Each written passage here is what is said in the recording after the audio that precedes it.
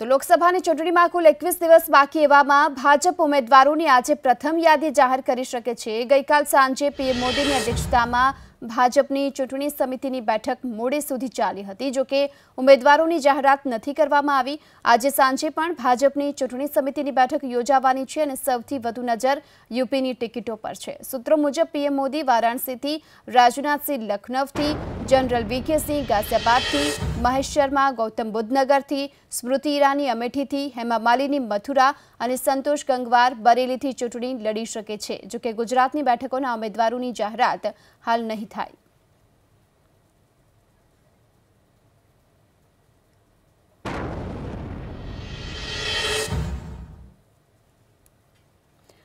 तो हाल जे प्रमाणे भाजप आज जाहेरात करी शके छे उम्मीदवारोना नामनी।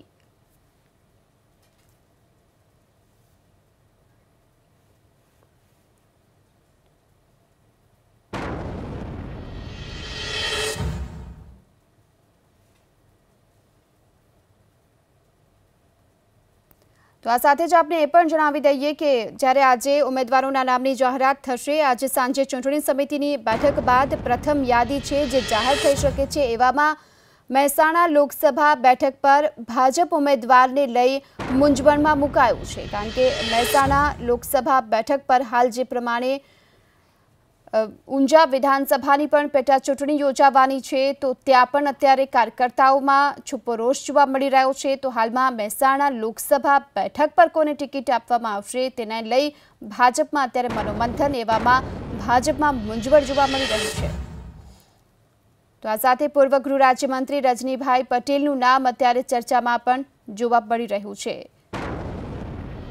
તો રજનીભાઈ પટેલ વિધાનસભા હાર્યા હોવાથી કેટલા સબળ ઉમેદવાર સાબિત થશે તેના પર સવાલ પણ થઈ રહ્યા છે। તો મહેસાણા લોકસભા બેઠક કે જેના પર ભાજપ અત્યારે મૂંઝવણમાં છે ઉમેદવારને લઈ માનવામાં આવી રહ્યું છે કે પૂર્વ ગૃહ રાજ્યમંત્રી રજનીભાઈ પટેલનું નામ ચર્ચામાં આવી શકે છે, તેને ટિકિટ આપવામાં આવી શકે છે, પરંતુ રજનીભાઈ પટેલ વિધાનસભા હાર્યા હોવાથી તેઓ કેટલા સબળ ઉમેદવાર સાબિત થશે તેના પર સવાલ પણ થઈ રહ્યા છે।